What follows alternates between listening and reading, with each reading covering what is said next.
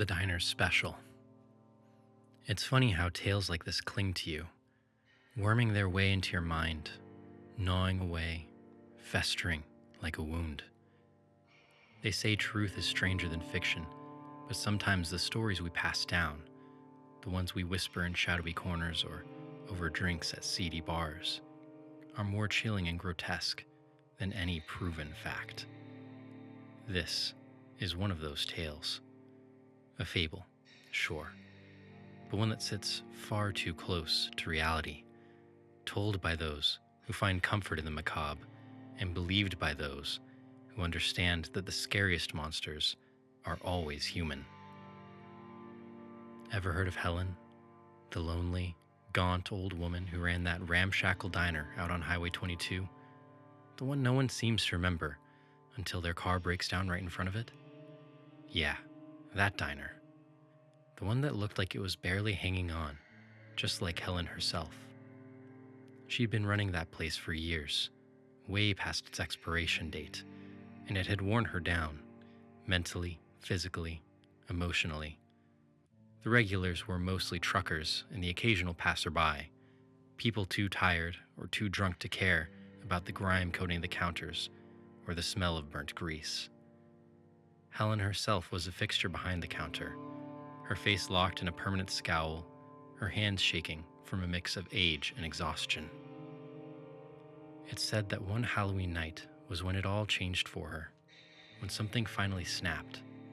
The details vary depending on who's telling the tale, but they all agree on one thing. By the end of that night, the world had shifted in some imperceptible way, and Helen was never the same. Not that Helen was ever innocent to begin with. Far from it. Life had beaten her down long before that night, by years of slaving away in a diner that should have been closed long ago. But she kept going, grinding her bones into the linoleum floor, pouring what was left of her soul into greasy plates of food for truckers and worn-out locals who barely noticed she was there. She wasn't a saint, and she wasn't kind. You'd have to be half mad already to keep going with a place like that. She was just stuck. Too tired to stop, too scared to let go. She persisted, for reasons that defy common sense. Hope? Or maybe just stubbornness. A lot of people call it hard work, but sometimes it's just another word for being too scared to give up. And that Halloween, it had been a miserable day, as most of her days were. The diner was dead, just like the business had been for years. No customers, no cars pulling into the gravel lot. But Helen's regulars? Oh, they showed up, like they always did. A couple of worn-out truckers grumbling about the coffee, and that group of teenagers. The type you can picture, the entitled ones, full of themselves, treating her like a servant they didn't even have to pay, like the world owed them something just for existing. They'd been coming in for weeks, making her life hell with their obnoxious laughter, sneering faces and cheap orders. Every night they'd leave a mess, spill soda on the floors, scribble obscene things on the napkins, pushing every button they could find.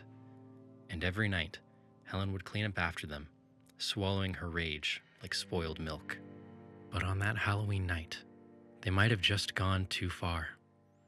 They'd torn up the menus, thrown food on the floor, and when she finally asked them to leave, one of them, some punk kid with a smirk too big for his face, spat at her feet. She stood there, staring at the spittle on her worn-out shoes, her hand shaking with something she could no longer swallow. The crack inside her widened, just a little, and then a little more. But still, she didn't lash out, not right away. She kept it together, because what else could she do? What do you do when your life is nothing but a series of humiliations, day after day? She muttered the same mantra she'd been repeating for years. Just one more night, as if that would make the suffering worth it. She'd always believed in that idea, that if she could just survive today, tomorrow might be better. But some nights it just doesn't seem worth it, does it? So she locked up, cleaned the mess those brats had left behind, sweeping broken dishes and mopping up soda while her body moved on autopilot. Her mind was somewhere else entirely. She didn't notice the door jingle when he came in. She hadn't heard a car pull up, hadn't seen anyone approach, but there he was. He was no drifter, not like the truckers and transients she was used to. There was something off about him, something that made the hairs on the back of her neck stand on end. No, this man, this thing, was tall, with greasy hair and clothes that looked like they'd been stolen from a corpse. But it was his eyes, those empty, black eyes that seemed to devour everything around him, like they saw right through her. "Can I help you?" she asked, forcing the kind of smile that comes out like a grimace. The man sat down at one of the booths, his movements slow and deliberate, as if he had all the time in the world. "Yeah," he said in a voice so low and gravelly it seemed to vibrate in her bones. "I'll take your special, the one that isn't on the menu." For a second, Helen just stared at him, her mind struggling to catch up. She didn't know what to say to that. I mean, what do you say to someone who looks like he's asking for your soul on a plate? But here's where it gets interesting. Instead of sending him on his way, she hesitated. Why? Maybe part of her liked the idea of breaking the rules, of giving someone exactly what they wanted, even if it was something she wasn't supposed to offer. I don't have a special," she stammered, her voice thin, almost bleeding. "Just the usual burgers and fries, meatloaf, breakfast all day." "I'm not looking for any of that." His eyes narrowed as he leaned forward, his voice like the scrape of a blade across stone. "I want what you keep hidden away. The flesh that's fresh, unspoiled." Her blood ran cold. She blinked, trying to make sense of what he was saying. But the words didn't fit into anything that made sense. "Flesh? I don't know what you're talking about." "Oh, I think you do," he interrupted, his voice dripping with something darker than mere hunger. "You know exactly what I want, and I think it's time you serve it." For a moment, time hung suspended in the air. The crack in her mind widened. And then, something slipped through. In that moment, it wasn't fear that seized her. It was curiosity. The kind of curiosity that gnaws at the back of your mind, that asks you, just once, to break the rules. What if she gave him what he wanted? She wasn't the good woman, the rule follower, the one who always did what was right. That had never been her. No, the temptation to give in was almost natural, more comfortable, like slipping back into an old habit. "I can't," she whispered, her eyes flickering toward the kitchen as if searching for a lifeline. "I don't have anything like that." The man didn't move. He just sat there, watching her, like he knew the struggle inside her and was waiting for it to resolve itself. "Then you'd better get some," he said, his voice soft, patient, terrifyingly calm. Now, she should have thrown him out right then and there. That's what any sane person would have done. But she wasn't sane, Not anymore. Weeks of dealing with those nasty kids, months of watching her diner fall apart, years of enduring the slow decay of everything she'd built. It had worn her down to the bone. I'll see what I can do, she said, like she was talking to any regular customer, like she was making him a damn cup of coffee. The air grew thick, heavy with the tension that made it hard to breathe. She glanced toward the kitchen, a mixture of dread and intrigue gnawing at her insides. She went to the back, and I imagined that old kitchen must have felt like a tomb.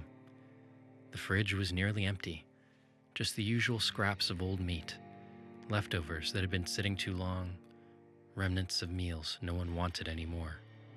Nothing that could satisfy the man's request. But as she stared at the meager offerings, the whispers took on a different tone. They weren't telling her to be afraid anymore. You know what you need to do. Her breath quickened. I can't, she murmured, clutching the edges of the counter, trying to ground herself in reality. But the whispers wouldn't stop. Do it.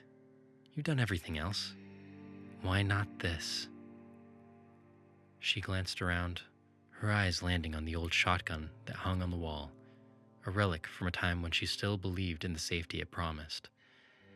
Her fingers trembled as she reached for it, the cold metal sending a jolt of adrenaline through her veins. I'll get it. I'll find what you want, she whispered to herself, her voice shaky but determined. The night outside was cold and still, the wind howling through the trees like the wails of lost souls. Helen stumbled into the darkness, the shotgun heavy in her hands, her breath coming in ragged gasps. She didn't know what she was looking for, only that she had to find it. Something. Anything. Just a quick hunt, she told herself. Just one sacrifice. And then it'll all be over. The darkness was thick as she wandered away from the diner, the moon a sliver in the sky, casting jagged shadows across the ground. It felt as though the very earth held its breath, waiting for her to make a choice. In the distance, she heard a rustling, a sound that pulled her closer, beckoning her into the depths of the night. But what was she hunting for, really? An animal? A victim? Or the last piece of herself? It didn't matter. She found something. There in the underbrush, she spotted a small creature, lost, innocent, perhaps a rabbit or a deer. She didn't know for sure. She didn't care. It didn't matter. It trembled as she approached, its eyes wide with fear. It'll be okay, she murmured, her voice barely above a whisper. Just a quick meal. Nothing personal. Her hand shook as she raised the shotgun, the world narrowing to that single moment, the trigger heavy beneath her finger. You'll feed him, she said, her voice rising in urgency. You have to. One shot. That's all it took. The crack of the gun shattered the stillness, and with it, whatever humanity Helen had left. Helen stood over its crumpled, lifeless body. The deafening echo of the shotgun blast still reverberated through her skull. Its eyes were wide, frozen in a final moment of terror, and its blood slowly seeped into the dirt beneath it. A sacrifice to something greater than herself. She didn't even know what she'd killed. It didn't matter. She grabbed it by the legs, trying to ignore the wet warmth of the blood now soaking into her apron, and began the slow, agonizing trek back to the diner. Every step felt heavier than the last, the darkness pressing in on her from all sides as if the night itself were alive, watching her, judging her.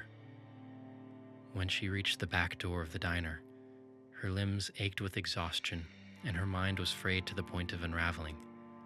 She stood there for a moment, staring at the faded sign above the door, the one that promised, "Best diner on the highway." A promise long broken, just like everything else in her life.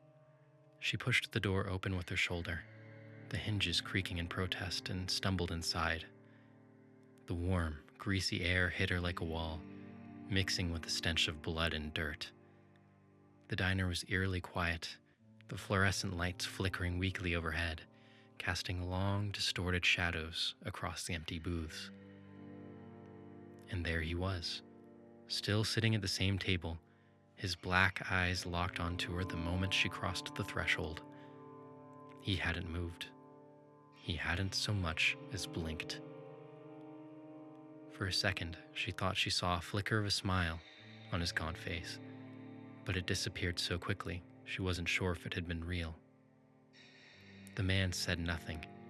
He simply watched as she heaved the limp body onto the counter, her hands slick with blood, her mind racing with thoughts she couldn't control. The man said nothing. He simply watched as she heaved the limp body onto the counter, her hands slick with blood, her mind racing with thoughts she couldn't control. Helen fumbled with a butcher knife, her fingers slipping on the handle as she began to slice into the creature's flesh. The smell of blood filled the air, metallic and sharp as the blade cut deeper.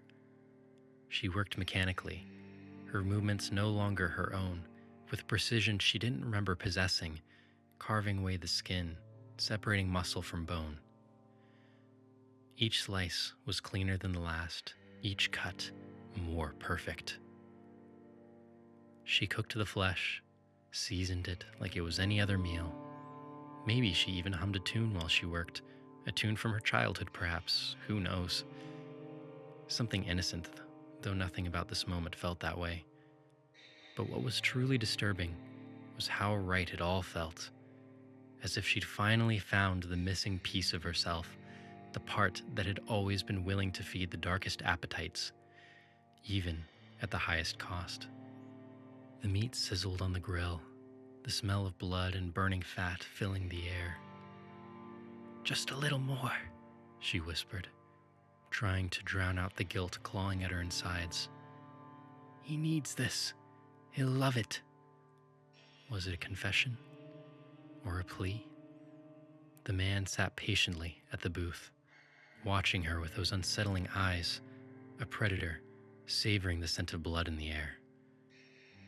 "Good. You're doing well, Helen," he murmured, his voice wrapping around her like cold fingers. "Just keep going." As she plated the dish, a sense of triumph or euphoria swelled within her. "You'll love it," she said, her voice trembling but resolute, as if she was trying to convince herself as much as him. "I promise." The man leaned forward, taking the plate with a slow, deliberate motion. His gaze remained locked on her, a connection that felt too intimate, too invasive. His eyes never left hers, and she knew, without him saying a word, that she had given him exactly what he wanted. He took a bite, his eyes closing in rapture. So rich, so delicious. Helen felt a surge of satisfaction blossom within her. Twisted, an ecstasy that filled the void of her sanity. She couldn't help but feel a sick sense of pride. She'd done it. Isn't that what she had wanted? What we all want, deep down? To be recognized, to be appreciated, even if it's for the worst parts of ourselves. As he devoured the meal, a creeping unease began to unravel the edges of her euphoria. The whispers returned, slithering into her thoughts like snakes, winding through her mind with cruel intentions. "What have I done?" she murmured again, her voice a broken echo. The room felt suddenly smaller, the air heavier, thick with the smell of cooked meat and her own unraveling sanity. The man finished, his lips curling into a smile that felt more like a sneer. "You're quite the chef, Helen. "You've outdone yourself," he said, his voice thick with approval. "I've outdone myself." She blinked, the world spinning and warping around her. "But what was it? What did I cook?" The shadows in her mind whispered cruelly, teasing her with answers she didn't want to hear. "I'll be going now." The man rose from the booth, his movements fluid, unnatural. "Thank you for the meal." His eyes glittered with something dark, something knowing. A pit opened in Helen's stomach, realization just beyond her reach. "Wait, She started, but the words fell away as he turned to leave. He lingered at the door, a shadow against the dim light, a shadow of something far worse than a man. "This is the night you'll always remember, Helen. The night you stopped pretending. The night you finally became what you were always meant to be." And then he was gone, leaving her alone in the empty diner. The room echoed with silence, save for the whispers that still swirled around her, more insistent than before. They clung to her like the grease and red stains on her fingers, like the blood in the cracks of the floor. She stood there, heart racing, unable to shake the feeling of impending doom, leaving her with nothing but the whispers and the weight of what she'd done. She finally understood. This was what she had been all along. Someone capable of anything, so long as someone wanted it badly enough. A manic laugh bubbled up from her throat, starting as a soft, nervous chuckle, then growing louder, more frantic, until it rang out in the stillness. A hysterical, broken sound, an involuntary reaction to the madness encircling her. "What did I do?" she shrieked, collapsing against the counter, her body trembling as if it might come apart at the seams.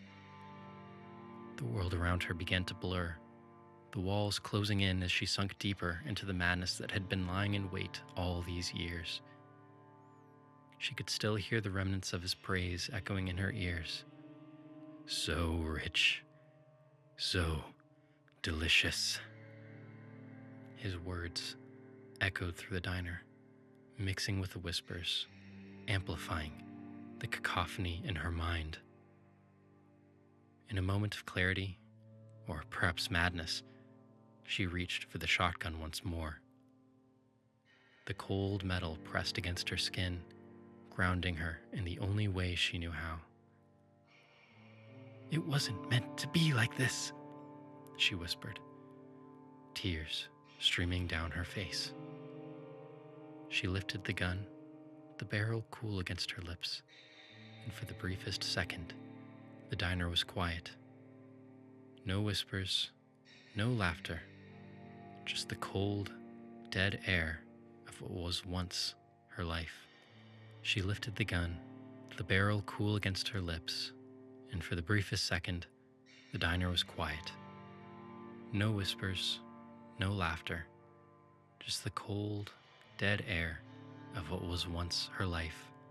And as she pulled the trigger, the last sound that escaped her lips was a broken, hollow laugh. It was the sound of everything she'd become, everything she had lost.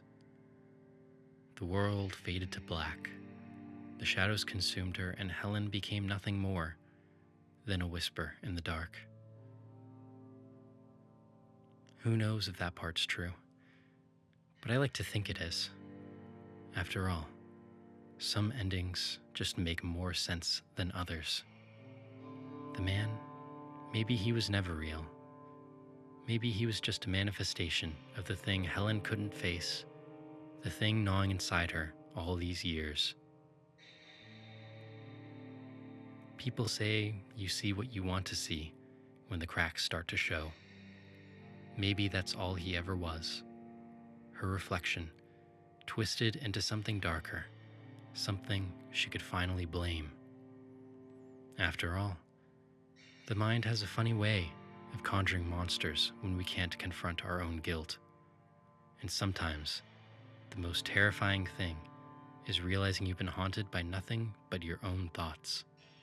The monster in the mirror, the one that wears your skin better than you ever could. Whether she had truly served that shadow of a man or not, she had definitely fed something that night. Something real, something still breathing. And maybe, when it took that first bite, she realized that the hunger wasn't his at all. Perhaps it had been hers all along. The diner's still there, you know. Quiet, empty. People avoid it now. Not out of any real memory, but because something about it just feels wrong. There's an unease, a kind of sickness that settles in your gut when you drive by, like something is watching you from behind those dark windows. The neon sign flickers occasionally, though no one's ever seen it fully lit. No one mentions Helen by name anymore. Not directly, anyway. Just hushed conversations, exchanged in dark corners, stories shared around campfires with a nervous chuckle. They say Helen's still in there, waiting. For what? No one really knows. But the bloodstains in the back kitchen never quite faded, no matter how much they scrubbed. And sometimes, just sometimes, the flicker of the neon sign isn't as random as it seems. Maybe it's trying to call someone back. Maybe one day the door, though locked for years, will creak open for just the right person. And when it does, maybe that feeling in your stomach won't be dread or fear. It won't be unease at all. No, it'll be hunger.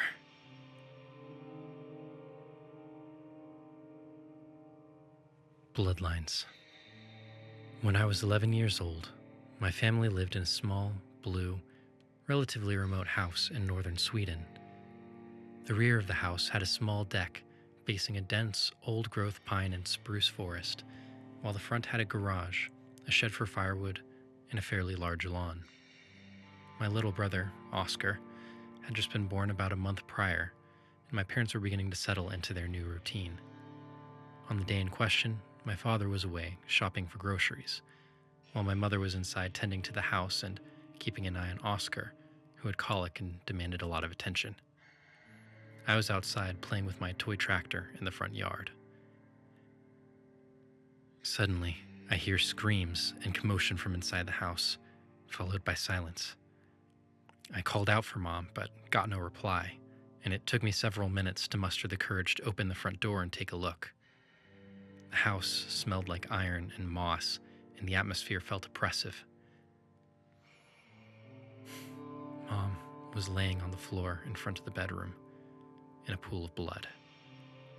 Bloody footprints led away from their room toward the door to the backyard. Sobbing, I tried to get a reaction out of her, but she remained lifeless. Unable to find the courage to pass her and enter the bedroom to check on Oscar, I assumed something had happened to him as well, since he was completely quiet. I got on the phone and called 112, Swedish Emergency Services. The lady on the other end of the line tried her best to calm me down and told me that police and an ambulance were on the way. She kept talking to me right up until they got here. They arrived just as Dad returned from the store. He panicked, of course, yelling first at anyone in sight, then at me specifically, demanding I tell him what had happened, but I could only sit in my corner and cry.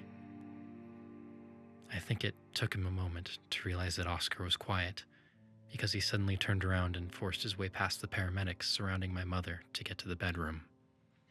Surprisingly, Oscar was just fine, as I saw through the door the relieved expression on Dad's face when he picked him up and embraced him. At this point, a nice policewoman knelt down in front of me and offered to take me outside. We slept at Grandma's apartment in town for a couple of days. The first night, Dad sat me down and apologized for acting the way he did earlier. At the time, I had a hard time forgiving him. I'm still struggling with the trauma left behind from those events. I've forgiven him now. I realize he was panicking and not thinking straight. Nothing was stolen and the perpetrator was never caught. The police attempted to search the forest behind the house with dogs, but even though they initially did find a trail, it led nowhere. For a while, they suspected that my dad had either done it himself or hired someone to assassinate my mother, but there was no evidence to support it, and they also found no motive. I knew he didn't do it. Oscar was like an entirely new baby, though. The colic was gone. Of course, neither me nor my father got much sleep for a few weeks afterwards, anyway. Growing up with a single parent wasn't easy. I spent most of my time as a teen running around, causing trouble, getting drunk, and hooking up with girls. Dad didn't have the time or energy to rein me in. As a result, Oscar and I were never very close. I suppose the age gap is to blame for a lot of that as well. I was getting into puberty at around the time he started talking, so we never had much in common. Actually, he was always a bit of a loner, seeming to prefer to spend most of his time alone in the forest. I don't think he ever brought friends home. Even now, 15 years later, we don't really talk much at all. Not to be unkind or anything, but he's got some pretty distinctively non-flattering features, with a large nose that seems especially prone to acne, black wild hair, protruding eyebrows, strangely large eyes, a somewhat hunchback, and an odd gait. Still, he never suffered from bullying since he has a lousy temper and is freakishly strong, even for a 15-year-old. No one dares pick on him.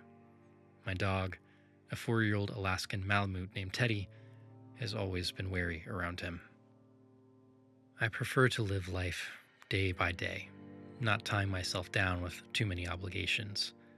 However, 10 months ago, my girlfriend Hannah announced that she was pregnant. We certainly hadn't planned to have kids just yet. We'd only been seeing each other for about a month. She wanted to keep it, and I wanted to do right by her. Besides, I liked her quite a bit already. I've always been the practical type and have been working as a car mechanic ever since finishing school, rather than pursuing higher education. Hannah was 2 years older than me, had just finished nursing school, and had already been offered a number of jobs, so our economical situation was pretty bright. I was still living at home, and raising a child in Hannah's one-bedroom apartment didn't seem ideal, so we started looking for a house. As luck would have it, a nice, relatively well-kept house from the 1970s, and within our budget, was for sale in the neighboring village. It was fairly typical for the region. 2 stories, red facade, white corners, and included 30 hectares of pretty dense forest in direct connection to the yard. It was decently secluded without being out in the middle of absolutely nowhere. The house isn't very big, but with 3 bedrooms, it's certainly enough for us. We won the bidding and moved in just 2 short months later. Preparations for having the baby went smoothly. Our relationship hit a few bumps along the road after moving in together, but we settled in. Hannah had a chance to set up a pottery studio in our basement, and I toyed with the idea of opening my own business out of the garage. The previous owners had left a couple of bits and bobs around. We threw most of it out, but kept 2 old but serviceable leather couches, one of those cushion storage sets on the front porch, an old swing set in the backyard, and a couple of lawnmowers in various states of disrepair that I thought I could possibly salvage something out of. We got the house pretty much in the middle of summer, and Hannah discovered her love of gardening. All in all, we found it surprisingly easy to live together so suddenly. Pretty soon, we both realized that this wouldn't just be a convenient arrangement for our unborn child. A deep connection grew between us. The birth itself was pretty dramatic, though. Hannah started going to labor in week 30 and had to be admitted to the hospital for medical intervention. They managed to delay the delivery for 6 more weeks, but Hannah was under near constant supervision. When our son, William, decided to make his entry into the world, the delivery was so quick it caused serious hemorrhaging. Luckily, the medical team was already on alert, and they managed to stabilize her. It did mean another week at the hospital, though. William, although somewhat premature, was a healthy baby, and he stayed with Hannah. I took out my paternal leave and spent most of my days in the hospital with them. Hannah was discharged on the 30th of December, and we got to go home to our house and feel like a family. Hannah jokingly said that I shouldn't feel bad for what she'd gone through. William was the real victim for being born so close to Christmas Eve. We couldn't keep the hordes of relatives away for long. They arranged a potluck and arrived all at once just a few days later to congratulate us and meet William for the first time. All of Hannah's and my siblings, parents, grandparents, and even a couple of aunts and uncles showed up with enough food that would be enough to host another 2 parties of the same size. I suppose that was part of their plan. The house was packed. Oscar seemed especially fond of the thought of being an uncle all of a sudden. He was never far away from William. He tried holding him for a while and seemed to really enjoy the whole thing. I was glad for him. It wasn't often I saw him come out of his shell like this.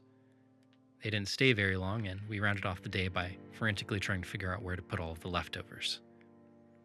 That night, I was woken up by Teddy whining and tugging at my sheets. At first, I assumed he needed to go outside, but when I got out of bed, he dashed downstairs and darted between the back door and all windows facing that direction, as if he had seen something. I got an uneasy feeling. It was completely dark outside, so I couldn't see what it was. We're used to wildlife roaming, and so is Teddy. He doesn't usually get worked up like this. I tried cupping my hands into makeshift binoculars and pushing them up against the glass to try to make something out, but it was no use. I made sure both doors were locked. At this point, Teddy was running to the windows at the front of the house, barking at whatever was outside. I could hear William crying upstairs, woken up by the noise, followed by creaking floorboards as Hannah got up to tend to him. Whoever was outside attempted to open the door. The sight of my dead mother flashed in my mind. I had to push it aside as I turned on the porch lights and rushed to the living room window. Still nothing, but I could see plenty of tracks in the snow. Teddy seemed to calm down, probably hearing that whatever it was had been scared off. I double-checked that the doors were truly locked. Luckily, all of our windows are far enough off the ground that they're difficult to get to without a ladder. Hannah came down the stairs, cradling William in her arms, asking what was going on. I told her someone had just tried to break in, but was scared off when I turned the lights on. She asked if I was serious, concern written all over her face. Both of our cars were in the driveway. Who in their right mind would try to break in when we're clearly home? I asked myself. We called the police, but they didn't show up until morning. From the tracks, it was clear that something large had been moving around the house, but there was no evidence of foul play. It had been snowing a lot that night, so the tracks were obscured, and they assured me that it was probably just an animal. After all, the tracks led in and out of the forest. However, I was certain that I had seen and heard the door handle move, and someone tugging at the door.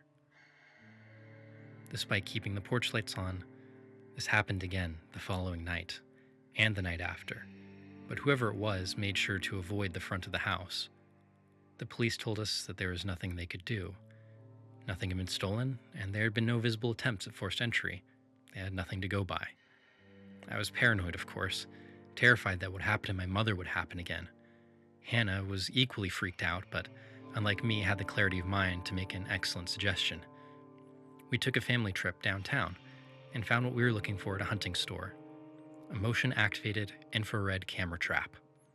I proceeded to mount it on the wall to our shed in the backyard as soon as we got home, so that it sat at a right angle to the forest and our back door. We were going to uncover who was trying to get into the house. That night, all 4 of us waited on the living room couch.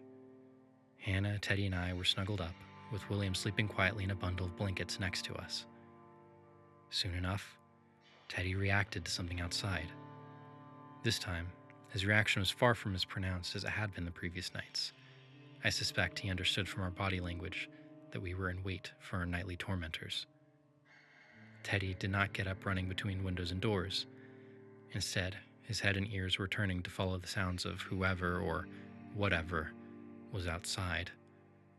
Hannah and I both followed his example. Strangely, the insistent pulling at the door never came. We could all hear the creaking of snow from movement outside, though, but with our focus entirely on listening, it took us a moment to realize that the sounds were coming from the front of the house, which was at least partially illuminated by the porch lights. Hannah quietly turned around to take a peek out the window behind us, which was facing in that direction. She couldn't help but give out a little yelp as she fell back into her seat. She just barely managed to catch a glimpse of the back of the head of whoever was outside as he passed out of view toward the side of the house. She described his head as big, with long black hair with streaks of gray that appeared quite tangled. My heart was thumping. Hannah whispered to me that she had never been this scared. I had, and I couldn't get the image of my dead mother out of my head. Eventually, things appeared to settle down, and Hannah brought William with her upstairs to the bedroom. Teddy got up and followed. I couldn't even think of sleeping, so I stayed up with the TV on low volume for the rest of the night, reruns of bad sitcoms keeping me company. I wasted no time the following morning. As soon as it was bright enough outside, I put my shoes on and got out the front door to retrieve the SD card from the camera trap. It didn't even take a minute, so I didn't bother locking the door. As I came back in, my heart was fluttering with a mix of anticipation and fear, to the extent that I had to use both hands to insert the SD card into the little slot on the side of my laptop. The footage showed two figures, one large and one smaller, emerging from the forest. Amazingly, the larger figure stops right away and appears to point the camera out to the smaller figure. They stood there for a moment, apparently discussing something, then began moving one after the other with determination toward the house. The footage wasn't good enough to make out their faces, but they walked slightly hunched over, were both well built and, strangely, quite clearly not wearing any clothes in the middle of winter. The smaller one was carrying something that seemed to be wrapped in some cloth. They passed the side of the house and out of view. I watched the footage on repeat a couple of times and was eventually interrupted by Teddy coming down the stairs, closely followed by Hannah. Hannah was slightly annoyed, asking why I was making so much noise downstairs and that I woke her up. I thought I'd been pretty quiet, but apologized, then showed her the footage. She was clearly disturbed and didn't want to look, though we both felt like we had something solid to show the police that there really were people terrorizing us at night. Right about then, Dad called me. Oscar had told him that he was going out last night, and when Dad woke up this morning, he still hadn't come home. He also wasn't answering his phone. Dad was in a panic. I tried to reassure him that Oscar was 15 and probably just sleeping off his first hangover on someone's couch, but according to Dad, he'd seen him stroll into the forest like he often does. The police were on their way. I promised I would come right over and help search for him. I put my phone down to give Hannah a kiss and briefly told her what was going on as I hurriedly put my jacket and shoes on.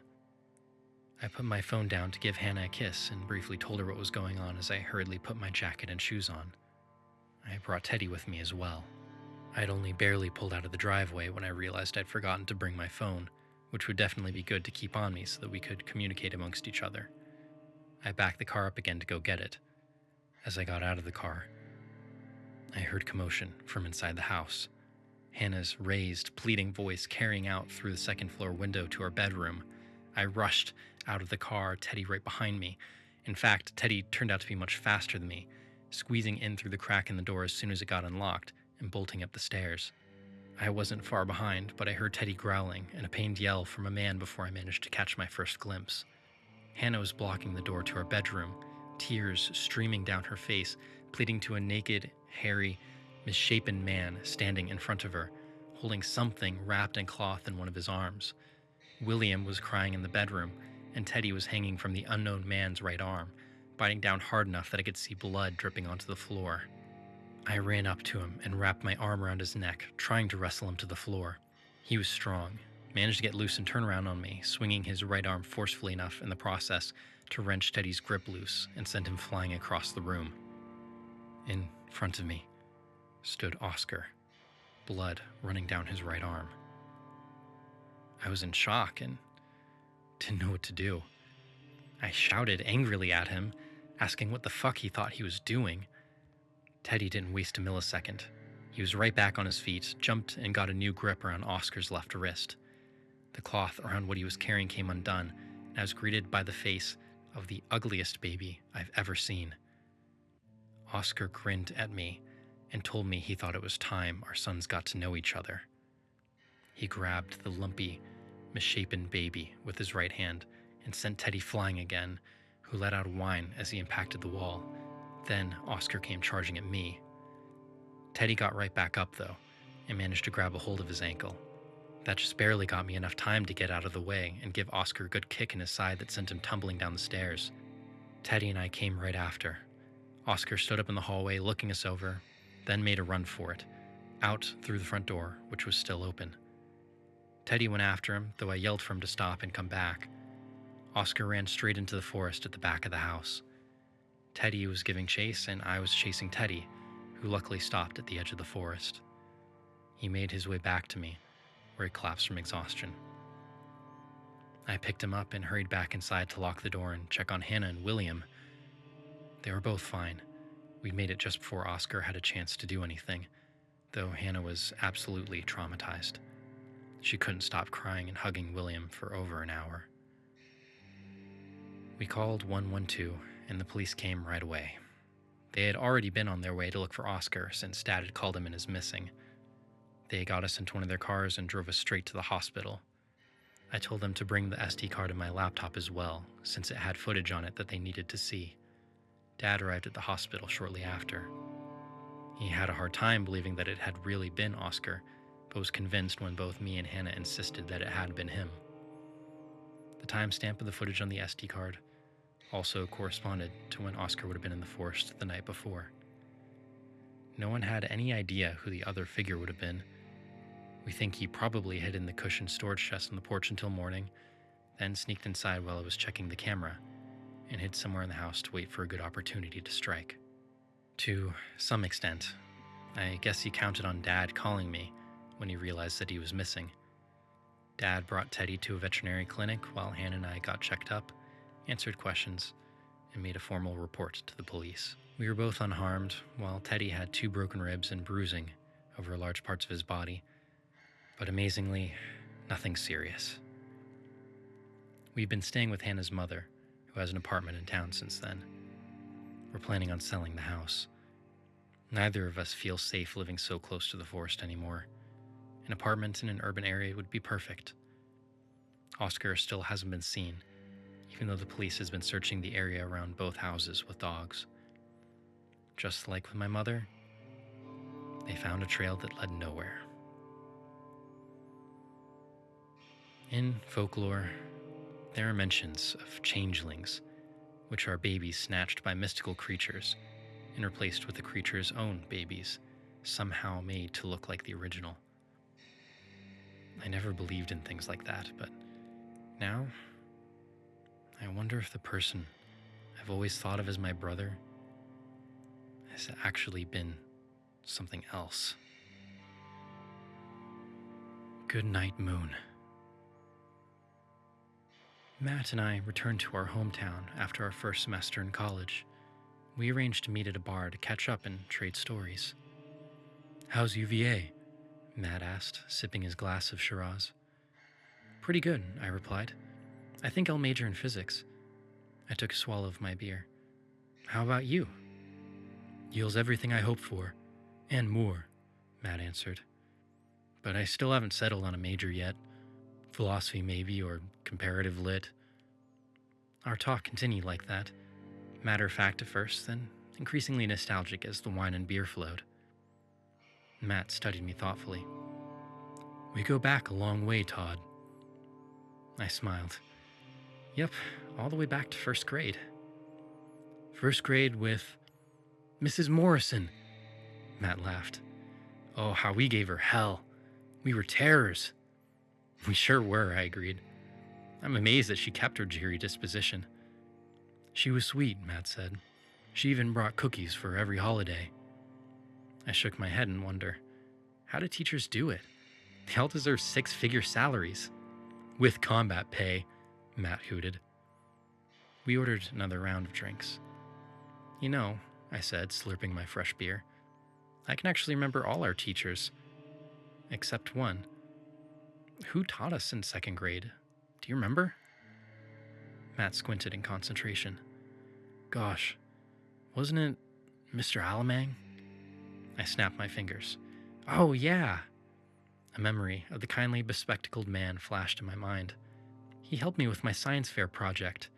I put carnations in glasses of food coloring to illustrate capillary action in plants. Then I felt another memory knocking on my thoughts. But wait, wasn't he a replacement? Didn't we start the year with a different teacher? Matt ran a finger along the edge of his glass. He stared at the ceiling, lost in thought. At last, he nodded. Miss Mitch, wasn't it? Oh, right, I said, a hazy image of the teacher forming in my thoughts. She was middle-aged, short black hair, intense expression. Didn't we call her Mitch the Witch? I asked. Matt nodded slowly. I think so, he reflected. Wow, I barely remember her. She was our teacher for, a few weeks? It wasn't long, I agreed. I wonder what happened to her. Matt took a long taste of his wine. I wonder. We sat in silence for a long moment, each of us turning over ancient memories in our thoughts. A feeling of wistfulness washed over me. Matt pulled a vape from his shirt pocket. He looked around to make sure no one was looking, then took a discreet pull. He exhaled a small cloud, his eyes gazing into the distance. Story hour, he said quietly. A memory, blurred with age, filled my thoughts. That's right, I said. Miss Mitch read us stories after lunch. I think I remember. Didn't she read us Goodnight Moon? I remember that story, Matt recalled fondly. My mom used to read it to me all the time when I was little. He closed his eyes. Goodnight Moon, he recited. Goodnight bears, goodnight chairs. Matt's words triggered a lucid memory in me, a flashback. All at once, I was transported a decade into the past.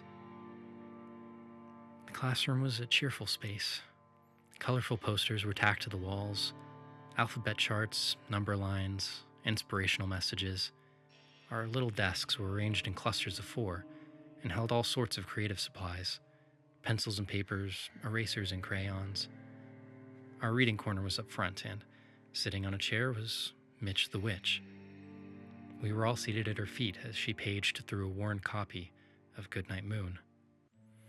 Good night, stars, Miss Mitch read, her voice starting strong and clear but suddenly weakening with each word.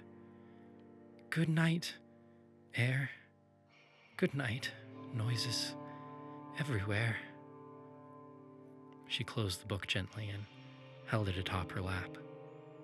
A heavy silence swallowed the room as she stared into space, her black hair a touch disheveled, her lipstick slightly askew, her hazel eyes glistening. She opened her mouth to speak. Good night, wine, she murmured. Good night, pills. Her hands twisted the book in her lap as 24 7-year-olds stared at their teacher uncomprehendingly. She whispered 2 last words. Good night, life. Miss Mitch rose slowly. She wiped her tear-streaked face and hurried out of the room, her shoes tapping as they darted across the linoleum floor. The memory vanished as swiftly as it had appeared. I gulped the last of my beer. I no longer wondered what had happened to Miss Mitch.